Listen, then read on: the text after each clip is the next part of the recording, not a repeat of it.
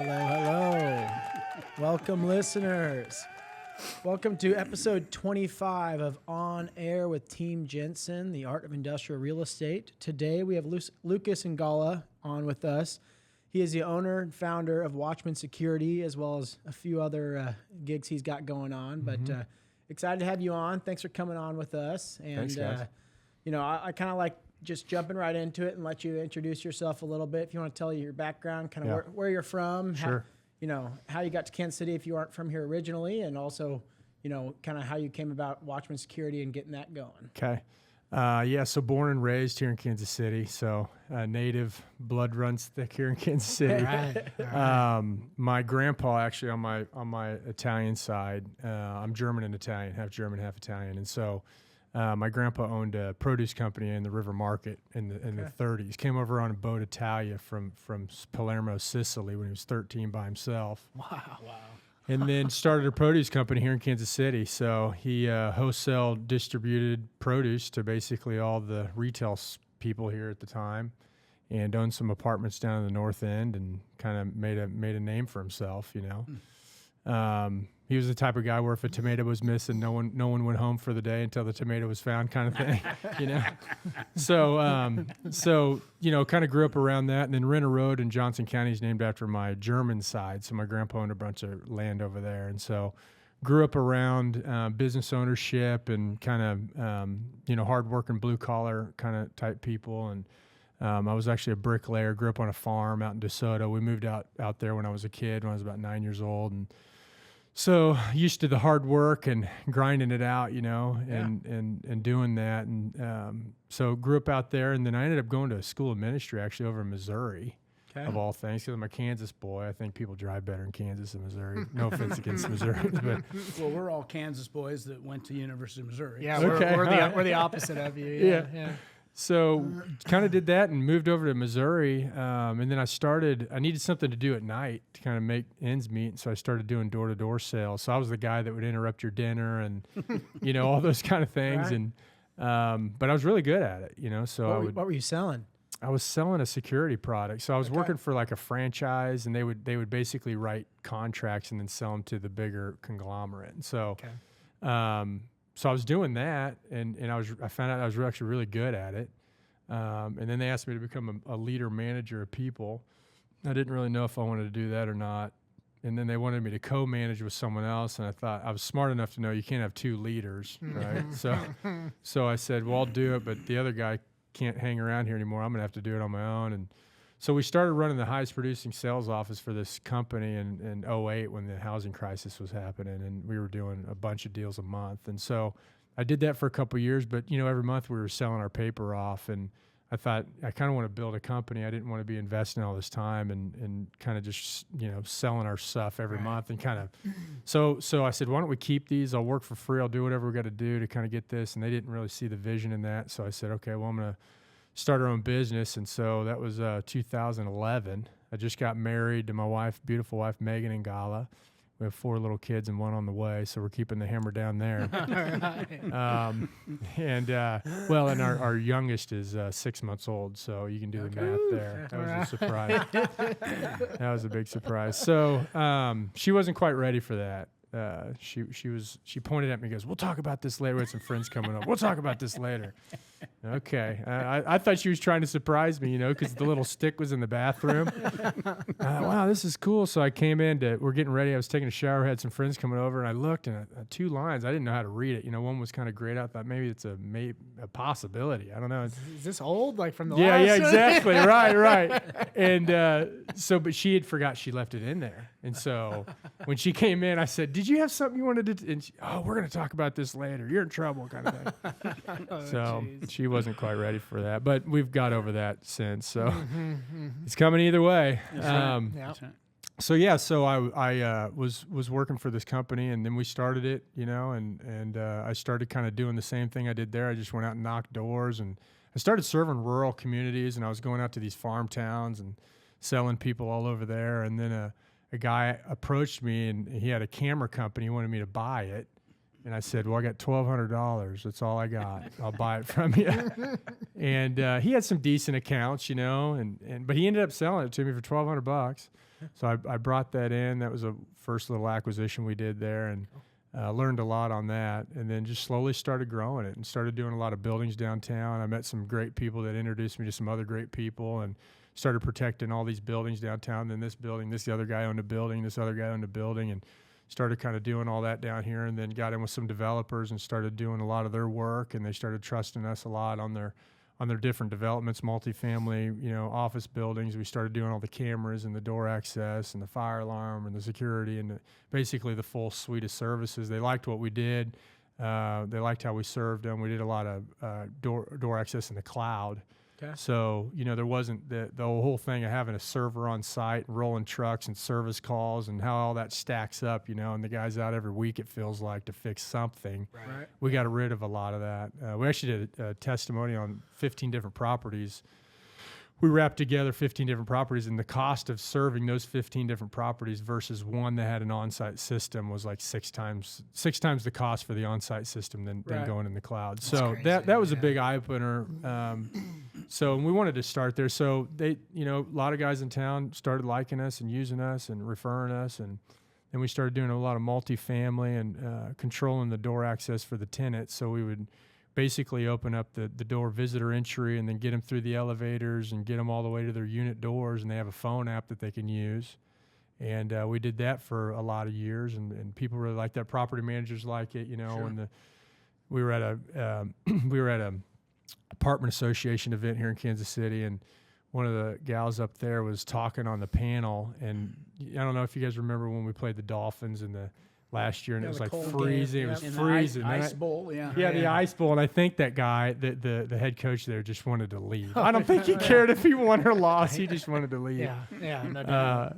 But that we were at that event, and a lot of property managers had a lot of frozen, busted pipes. I'm sure everybody did at that time. But this one property manager at Block Real Estate, Melanie Harris, she's a VP over there, and she was able to control all of her thermostats. I didn't pay her to say this, but she was able to control all of her and kind of mitigate a lot of that risk. So that was a cool little testimony. I thought, wow, that's cool. We got a good, decent product going on there and service. Yeah. And then we started doing a lot more, and then we started doing the Wi-Fi, where we'll do the whole bulk managed Wi-Fi and control all those communities. So we have a Wi-Fi division, multifamily division, and then our commercial division. So that's been a lot of fun. And then if I didn't have enough to do, we started an AV company. So we'll do all the low voltage. It just helps when we're talking to these developers and property managers. It's like, it's one throat to choke to kind of handle everything low voltage. Yeah. They don't have to sit there and, you got 5 different people, and who do we call and when? And well, I'm sure over that 10-year span that you had where you were getting going with Watchmen, that you start seeing some gaps in that service that you can provide too. Right. It's like, where can I fill those holes? Right. So yeah, exactly. It just is a natural fit, to your point, when you're having those conversations. Yep. Well, and so the AV, you're setting up cameras and stuff of that nature for the most part. Is that? Yeah. So on the AV, the cameras are more on the security side. Okay. And then the AV stuff's like conference rooms, billboards, digital signage, surround sound, right. All your white and your sound masking, all that kind of stuff. So very cool. Yeah. So do you have a killer theater at home, or are you neglecting your own family, even with you having all these services and capabilities? It's kind of like, I guess my answer to that would be like, if you're a mechanic, your car's always broken, kind of thing. So the cobbler's children has no shoes. Yeah, exactly. Yeah. You got it. So I'm too busy taking care of everybody else. I can't take care of ours. So the other night we were having trouble with our security system, so I broke out the belt, and I just thought, I don't want to send our guys out here. They're so wrapped up running around everywhere. I just thought I'll just do it myself. So it is tough. We could have some of that. We're going to go, I think, get a house, and we're going to get a new house. I think we'll probably do some stuff in there when we do that. So well, and that's an industry where, with as much as technology has changed even in the last 15 years. Yes. I mean, it probably has felt like, and maybe you had somewhat of a background or a natural fit in tinkering with some of these things as you grew up, but I have to imagine that because I dealt with enough controls in a previous sales role that it's like, once I got the hang of something, it just freaking changes, and then Yeah. you got to relearn something else and relearn a new system, and something's obsolete Right. in 5 years, and Yep. it's just But you can also install a new system. that's true. Yeah, that's that's right. true. Yeah, so that's yeah, right. no, so maybe you're looking at that as like a revenue potential, but at the same time, like just keeping yourself up to speed on the current trends and everything. Was that always a challenge for you, or has it been a natural fit in that Yeah, in sure. that world from a Yeah, sure. knowledge standpoint? Yeah, I think when we started, I wanted to make sure that we were covering. I wanted to make sure that we were future proof as possible, right? And so because that's the old model, really. And there's a lot of people in town and across the country that are still running the model, just because it's so hard to turn that ship when you've got all your people trained in one way. Certainly. You're already servicing. You've got servers deployed all over the place. How do you rip and decommission and reset up new stuff? It's a big beast to turn. And so, out of $52 billion industry in the security space, I think only 3 to 8% of integrators are actually fully cloud. Okay. And so, I didn't want to kind of start old and then have to re-engineer everything. So we just, this was 2011, right? When no one was really the cloud was around, but it wasn't like, It's not like like it is today, Yeah, right? Absolutely. So, I just decided that, the best way for us to serve our customers the best is to get them something where we can get real-time alerts. If something's broken, we don't have to roll the truck. We're not nickel and diming them to death.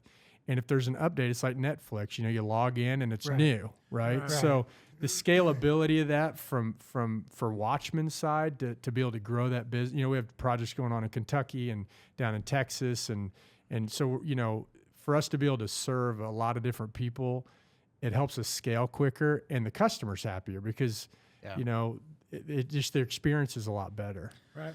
I'm sure that was met with some resistance too, just Totally. especially in that day and Totally. age when Yeah. the cloud wasn't Yeah. or isn't what it is today, and or didn't have the reputation then, at least that it does today. Yeah. You're But kind of basically a disruptor in that industry. Yeah. Yeah. I mean, you're doing it.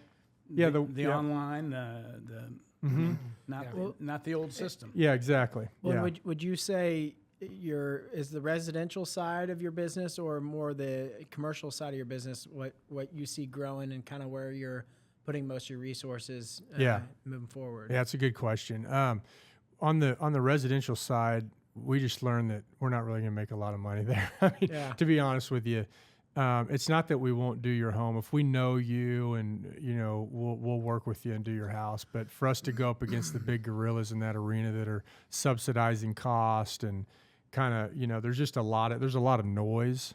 But we do high end residential. It's kind of like a light duty commercial. Right. And if we know you, we'll help you and kind of wrap that together. But I think the future is going to be autonomous buildings. I think it's going to be where you've got an engine that kind of talks and takes all the data in from that technology that you have in that building, and then it's making suggestions and giving you certain feedback. So, you got to think all these cameras. I'm looking at Union Station right now. Beautiful view, by the way. But they have all these cameras in there. So are those cameras giving them data? Are they telling them where are people hanging out? What's the traffic patterns? How long are doors held open? On the retail stalls, when they set up a pop-up kind of retail thing, how many people are attracted to that? So are they getting all that data and then making business decisions around it? Right. And I think I see like robots and drones and all this stuff kind of interacting with this system to keep the building safe and to give them data back on how they can run their business better. I think that'll end up being where it goes. Yeah. Because I think a human only needs to get involved when they need to actually go do something, right? I think a lot of people are, because you essentially have a computer sitting there all day that's gathering all this data. Right. Yeah. Well, if you can use it and leverage it, then you should. And so we're talking a lot. I sit on a lot of advisory boards for some of the manufacturers that we sell, and that's one thing that we don't have our own software. We don't develop it, we resell it. But I'm able to drive a lot of the conversation on, because we're a big reseller for these guys, so I'm able to drive a lot of the conversation on where I think things are heading and what I think would be best practices. And I get a lot of feedback. One good thing is when we're working with our customers, I'm always asking them, every year, I learned this from Barnett Hellsberg, but like every year we try to ask our customers, what are we doing right now that you like? What are we not doing that you would like? And what are we doing that you don't like? And we try to open up that, and if you just listen, and sometimes people are like, they don't tell you the real thing. You kind of got to peel the onion back a little bit, For sure. But it's really, I've learned that your customer's your best asset, because they'll tell you what you're doing wrong and right. And if you can pivot that, and thankfully we have good manufacturers that listen to that, and they'll develop according to what they need, because that's one of the challenges that they have in engineering is it's hard to read the label from inside the bottle. And these guys are developing stuff they think people are going to like, but you don't really know. And so they're not out amongst it. Exactly. Yeah. They're dealing with dealers like me, and they're not talking to people like you or out on the front lines really seeing, okay, what's happening. Right. And they're so in the weeds on things that they're not the everyday user. So, you could miss something that you've got to design something so I'll understand it and work with it. There you go. And not necessarily someone like yourself who's made it your business to learn and understand it all. Yes. And these guys can attest. If it's too complicated, I'm just going to move on. Yeah. And honestly, I don't like. I'm going to call one of them. Yeah. And I always and to your point, I mean, simplicity's best. I drive to that all the time, because people naturally tend to want to make things more complex, right? But I'm like, we've got so much stuff coming at us all day. It's if I can use less brain power to do just everyday stuff, then I want to go that route. I don't want to have to sit there and try to, overthink something to get something done. I just want to get my phone out and do it, and it work. Right. So it's real important to us. You're spot on that. It sounds to me like you really offer kind of a suite of services, a menu, if you will. I mean, we do development as well as brokerage, but two of the big projects we just completed in the last few years. U.S. Engineering up in Lawrence, 160,000-foot manufacturing facility. But they had all of these things you were talking about, the Wi-Fi extenders, all of the low voltage throughout, security, fire. Yep. I mean, all of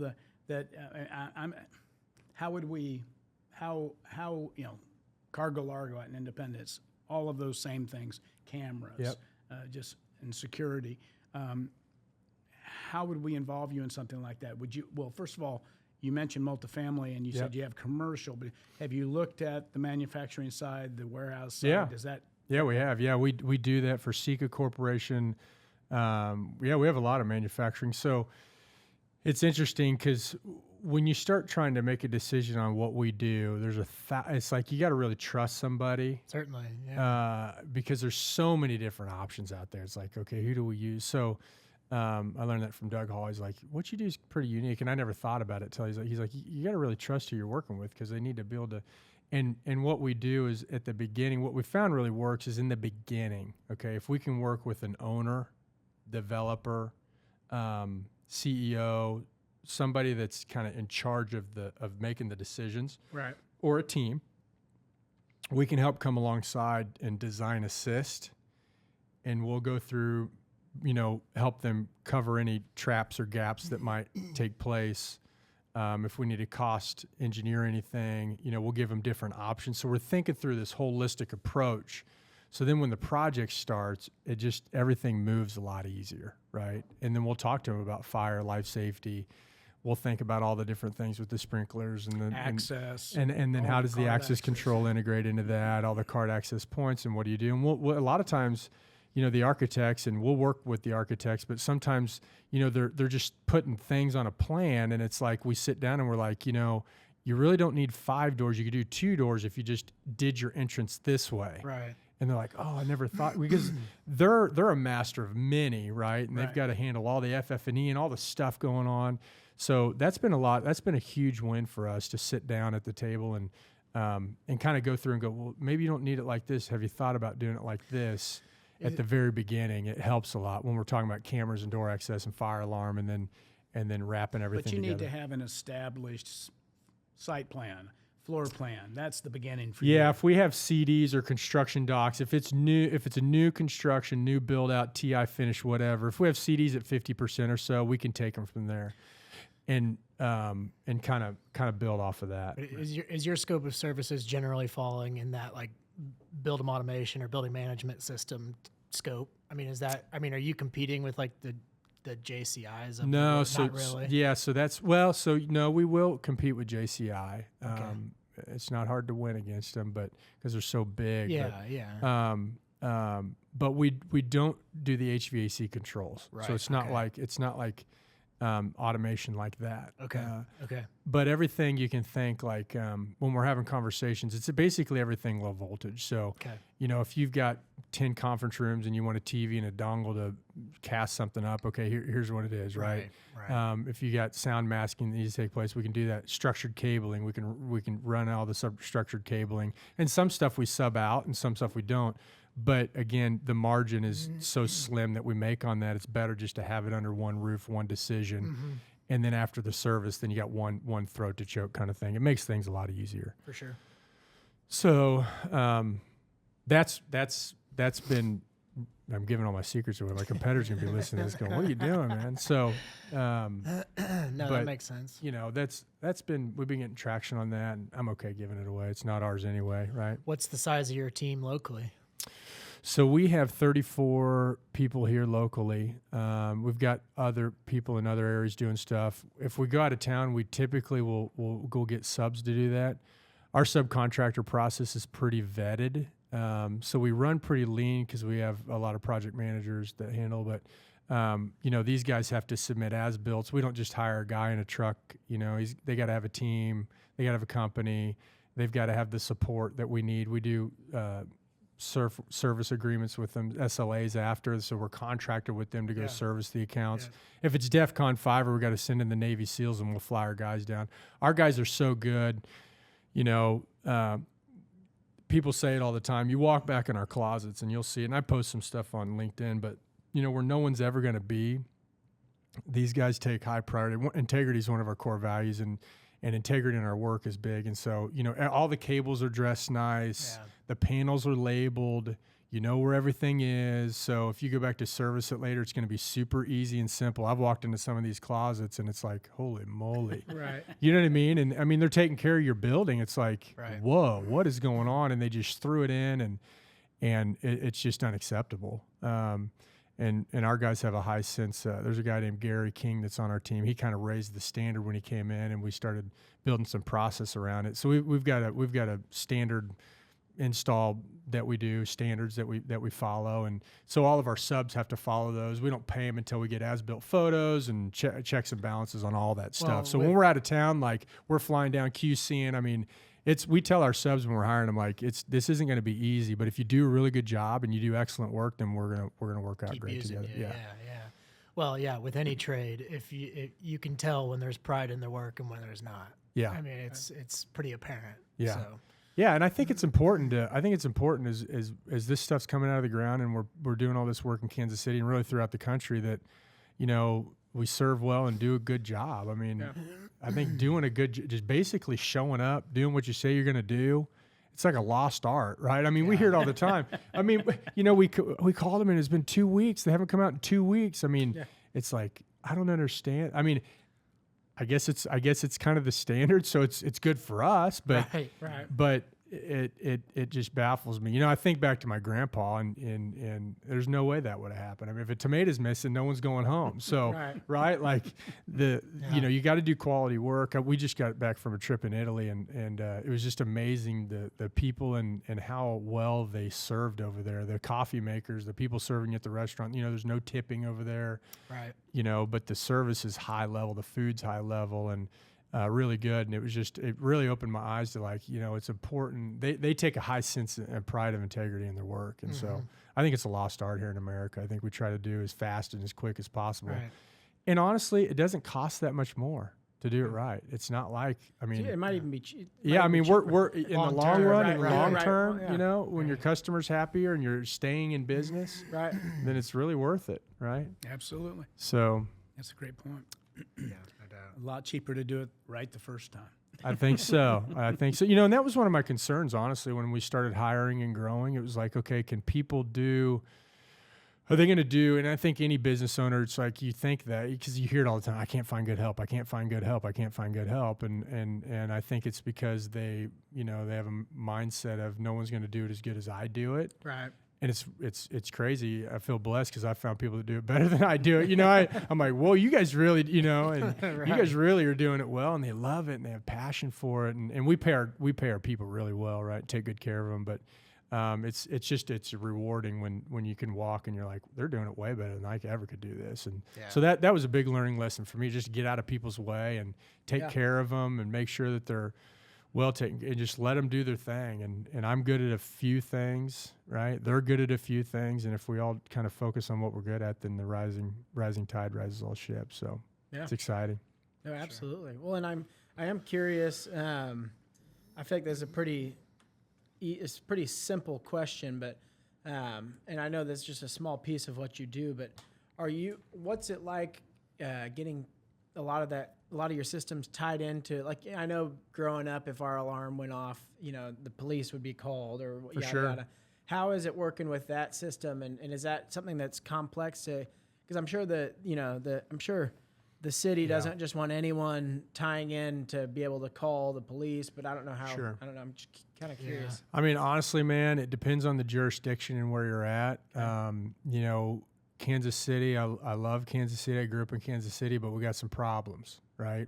As it relates to public law enforcement, and then marrying into private security. So the response times aren't that great. Mm-hmm. But yeah, on life safety stuff, the fire department does pretty well. You got to make sure things are up to code. Everything's tagged annually. All the flows, tampers, all that stuff, elevator recalls, all that stuff's working. And the city's pretty good about that. As it relates to burglar alarms, they don't want to be going on a lot of nuisance alarms, right? So you get a permit, and if you don't go, then they'll fine you. And that makes sense, because you don't want your guys in blue running out to every little false alarm. But at the same time, they don't really treat them that serious anyway. So we've been doing a lot of video verification. We'll do video, and the other cool thing that we're doing, because we're trying to marry that, is we have an E911 feature with some software that we do. And it's pretty sweet, actually. So we could be in this building right now, call 911, and if our technology's in this building, KC mode dispatch, will pull up a live camera. That'll know where you're at.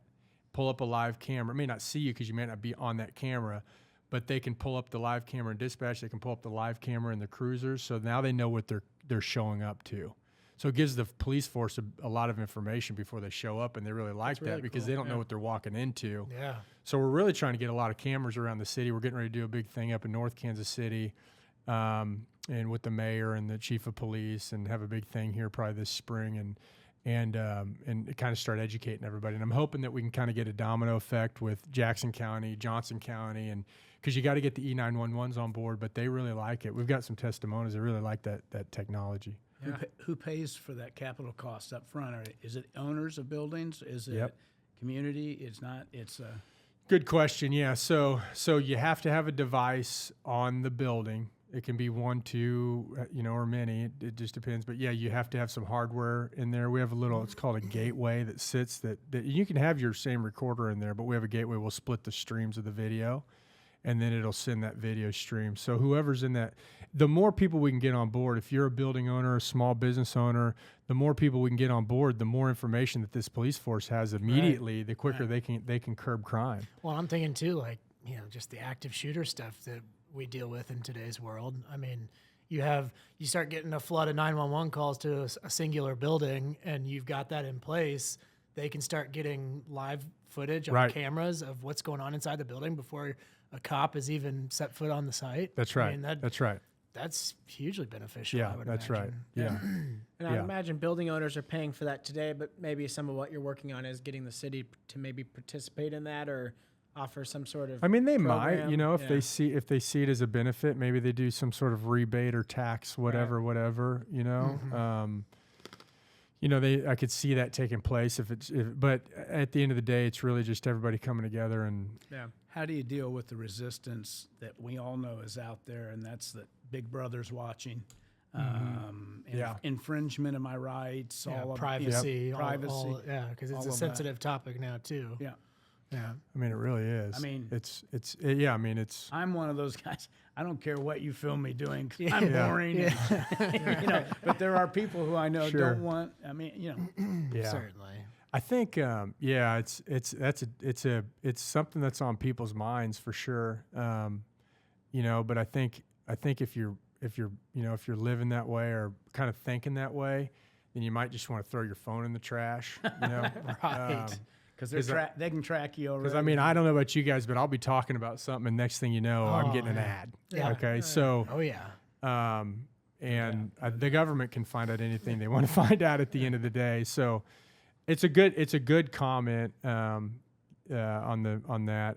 I think it's all of our stuff's we have SOC 2 compliant. It's all cloud secure. It's all this stuff for someone to kind of get in and just live view a camera. First off, what are they going to do with the information, right? Okay, great. I see you walking down the street. Awesome. But for them to get through those traps to just see the camera, it's nearly impossible. Right. And with our providers, they're doing so many penetration testings all the time, and it's pretty cyber secure. Actually, the guy that founded the company, he started Barracuda Networks, which is basically, if you ever heard of spam filter, he invented that. And so I've heard of Barracuda too. I feel. Yeah, so he partnered with Michael Dell. He's a mentor of mine, but they started this company, and so it's. We've had high end hackers and IT guys, and they're like, wow, this is the first thing I've seen, and it's honestly, I think people don't think about the IT risk when you're putting things on your network as it relates to a security system. Oh, yeah. There's a lot of vulnerability there. No kidding, for sure. that I don't even know that people really understand what they're doing.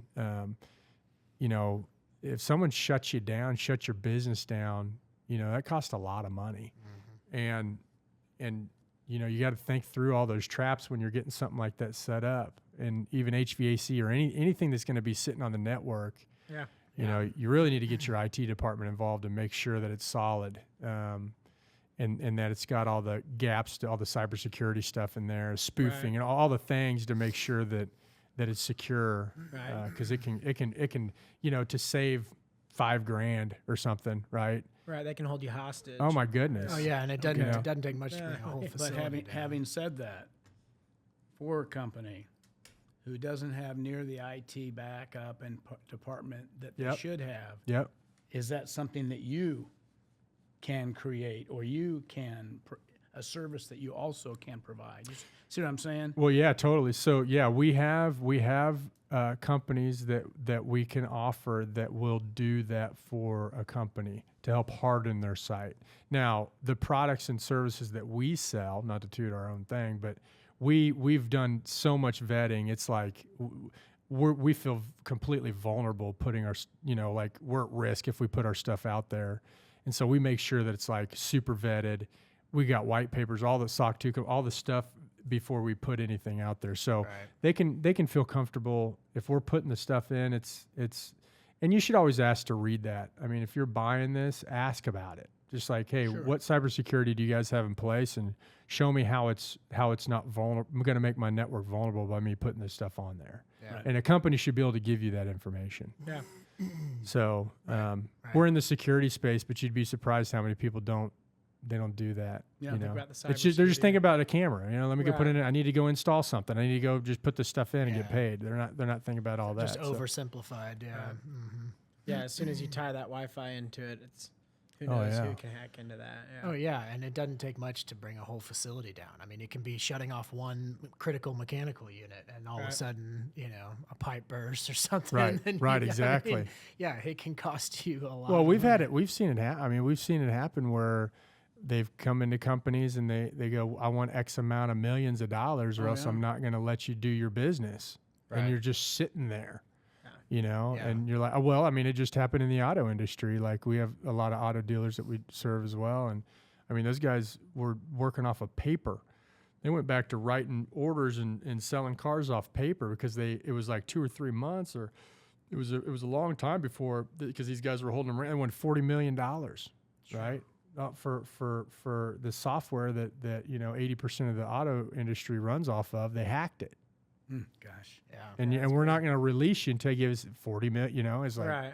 So I've seen it, and that's the double-edged sword deal, where it's incredible to have your house and your building and all these things at your fingertip and the stroke of a. Yep.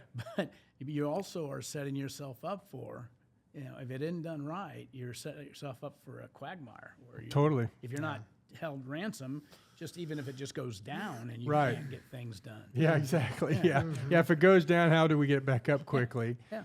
It just from a serviceability, and then Yeah. it's all those things to think about. Oh yeah. The other question I'm curious about for an add-on product, Yeah. and that is, okay, company has a building they just built, they're getting ready to do another building, and maybe the building they just built was more of your traditional Okay. systems. Yep. How do you add on to that? How does your product does it play well with other systems, or does it kind of have to be the system? Yeah, no, it's a good question. So, no, it can play well with other systems. So, when we get into that, what we can do is take kind of the guts and we'll just rip that out. So, and then we can use a lot of the peripheral things.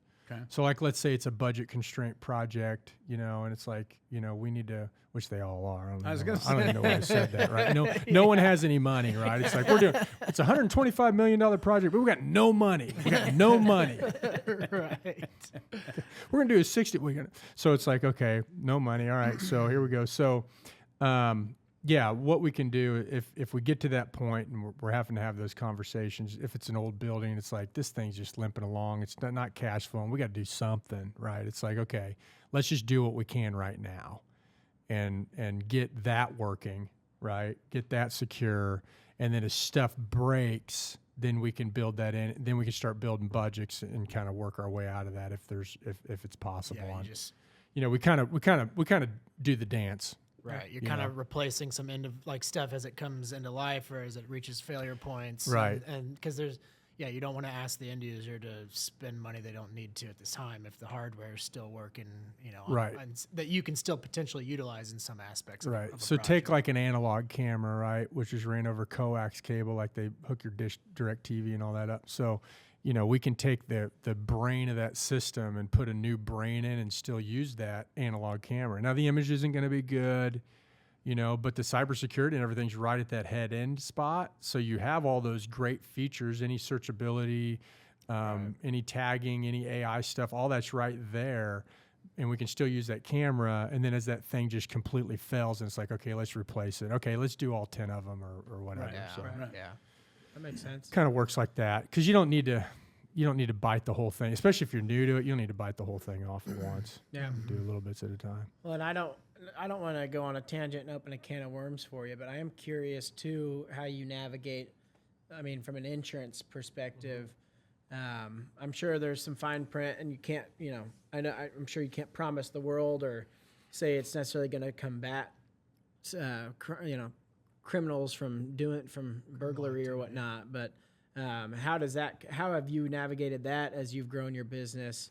Yeah. Because I'm sure that's got to be a challenge because you probably want to, give your clients all the assurance you can, but it's also unrealistic to embrace all the potential liability from, crime or whatnot. Criminals are always going to be looking for a new way to Right. get into Yeah. something.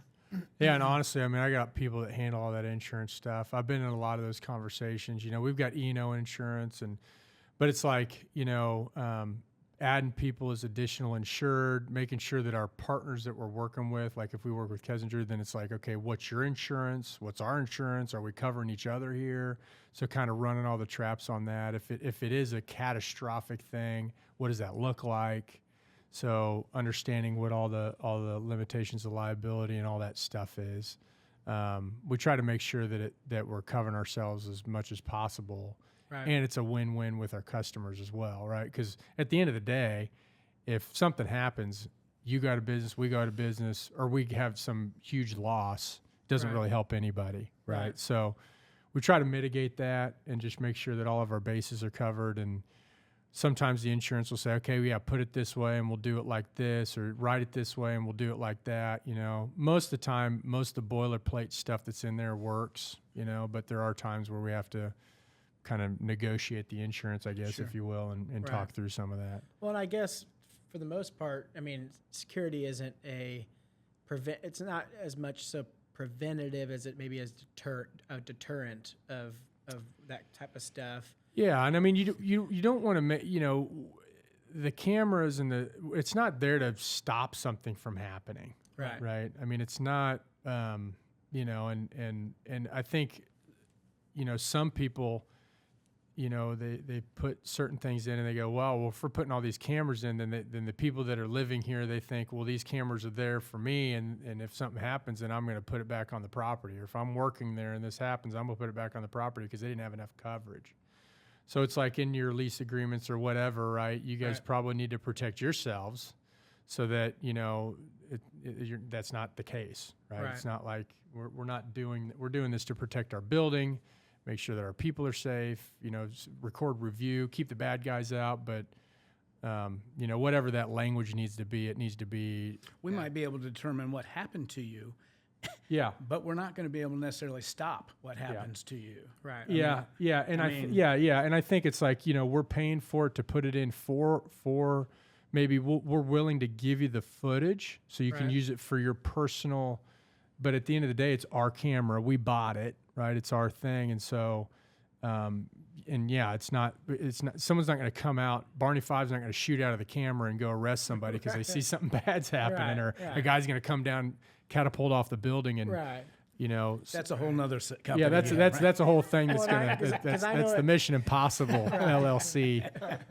Well, and I know and I think where it probably comes the most in handy, and a big reason why a lot of your clients probably are interested in it is if something does happen. I think people expect, unfortunately, things to eventually happen. Hopefully not often, but if something does happen, you do then have the video evidence that is going to help you with your insurance claim and things of that nature. Whereas in the past, I think the insurance companies maybe had ways of skirting around that a little bit. Think about You're right. when a large population of the country started installing Ring doorbells, and the amount of footage that was all of a sudden available of these porch thieves and these front door break-ins. Yep. I mean, it's just you're shining a light still, even on things that are happening. So it's all good, but. Well, and I got to think there is a deterrence factor, just when somebody sees a camera.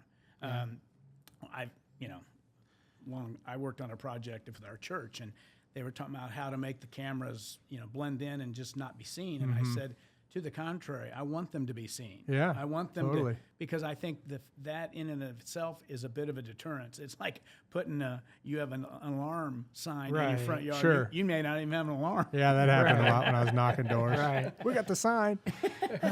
You can order the sign online. Yeah, right. $15. All right, so a project for your involvement, what do? We reach out to you? And you might meet with the client and talk with and kind of try to understand what the project looks like. Yeah, so our process, we have a design, discover, deploy, and then service and support model. That's our play. And so, when you guys have stuff going on, the best thing to do is you can reach out to me. I can be tip of the spear, and then I'll rally things to my team, and then we'll get certain people wrapped around it. We've got an engineer that kind of goes out on every walk. We've got sales staff and all those people's security consultants that go out. And so, if you guys have something going on, we'll get all the right people in the right places to help you guys get stuff done. Okay. I'm working with you guys. I'm working with Tim.